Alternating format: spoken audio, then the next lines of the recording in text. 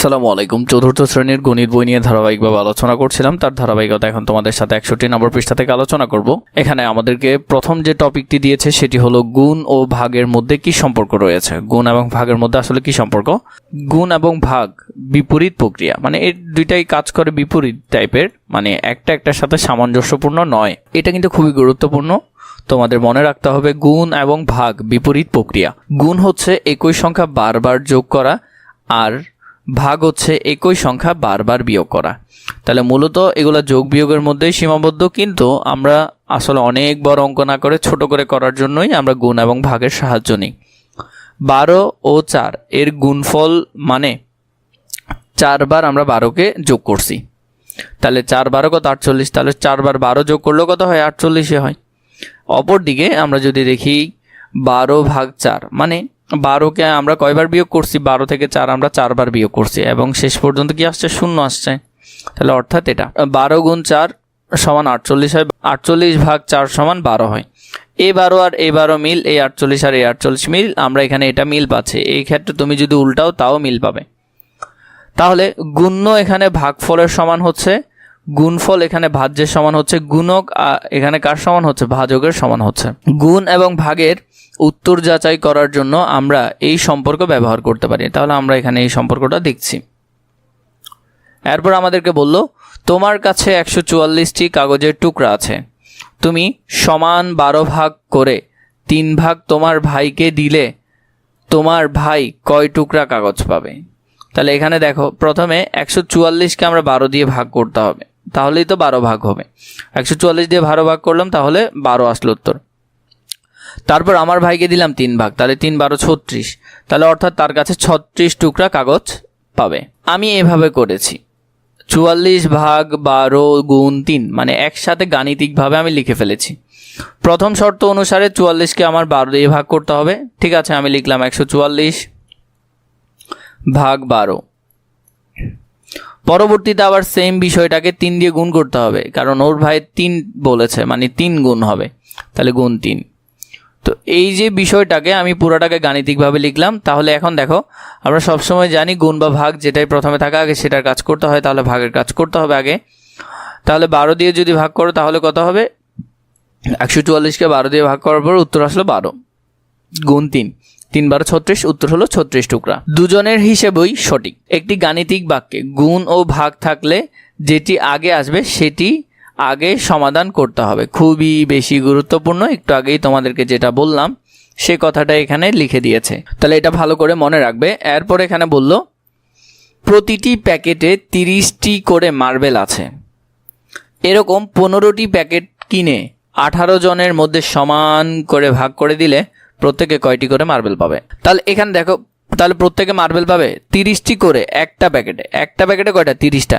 এরকম প্যাকেট আছে 15টা, তাহলে 30 গুণ 15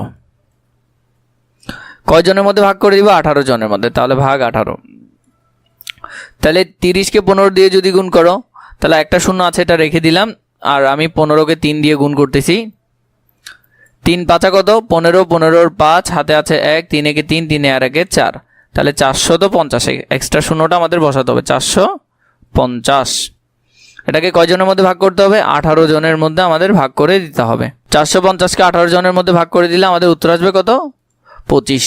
তাহলে প্রত্যেকে 25টি করে মার্বেল পাবে। খালিঘর পূরণ করি। আমাদেরকে এখানে কিছু খালিঘর দিয়েছে, এগুলো আমরা পূরণ করব। প্রথমটা এখানে আছে 212 গুণ 5 ভাগ 20, তাহলে আগে যেটার কাজ সেটা করতে হবে। তাহলে 212কে 5 দিয়ে গুণ করলে 5 গুণে 10, 10 শূন্য হাতে আছে 1, 5 একে 5, 5 আর 1 6, 5 গুণে 10, 10 10 বসে গেছে, 1060।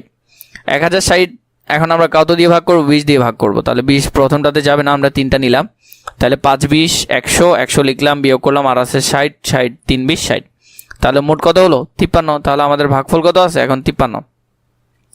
তাহলে প্রথম খালি বক্সে আমরা কত বসাবো? 53 বসাবো। পরেরটা যদি দেখি, 2 নাম্বার, প্রথমে ভাগ করতে হবে, পরে গুণ করতে হবে। তো আগে ভাগ করে ফেলি, 12 দিয়ে আমরা এটাকে ভাগ করব। তাহলে প্রথম দুইটাতে যাচ্ছে, তাহলে 1, 12 একে 12, 12 লিখলাম, বিয়োগ করলাম, 3 হলো, এরপরে 9 এখানে নামালাম, তাহলে 39। 39-এ 3 বার যাচ্ছে, 3 12 36, 36 লিখলাম। এরপর আমরা যখন বিয়োগ করব, বিয়োগ করার পর আমাদের আর থাকতেছে 3, আমি 6টা নামালাম, তো তাহলে আবার 3 12 36, 36 থেকে 36 গেলে 0। তাহলে আমাদের উত্তর আসলো কত এখান থেকে? 133। 133কে এখন কত দিয়ে গুণ করব? 26 দিয়ে গুণ করব।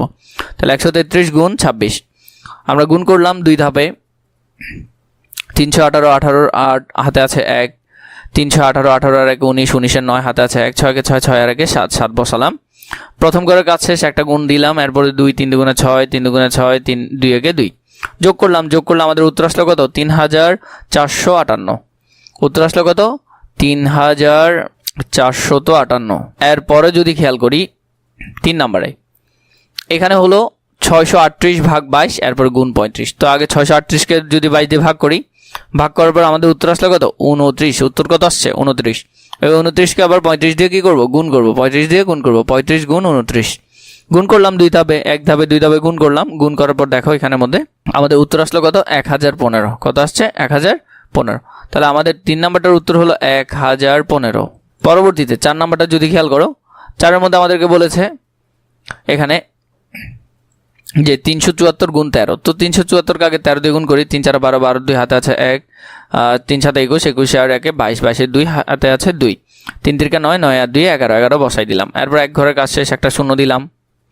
এরপর দেখো এখানে 1কে আমরা 4 দিয়ে গুণ দিব। 4 একে 4, এরপর বাকিগুলো দিলে তো পারবে এগুলা। 2 আর 0 যোগ করলে 2, 4 আর 2 6, 7 আর 1 8, 4 3 আর 1 4 করলা। এরপর কত দিয়ে ভাগ করতে হবে? 17 দিয়ে ভাগ করতে হবে। আমাদের এখানে উত্তর আসলো কত? 4862। 4862 লিখলাম, 17 দিয়ে ভাগ করছি। 17 এখানে 2 বার যাচ্ছে, 17 দুগুণে 34 লিখলাম, বিয়োগ করার পর আমাদের থাকতেছে 14।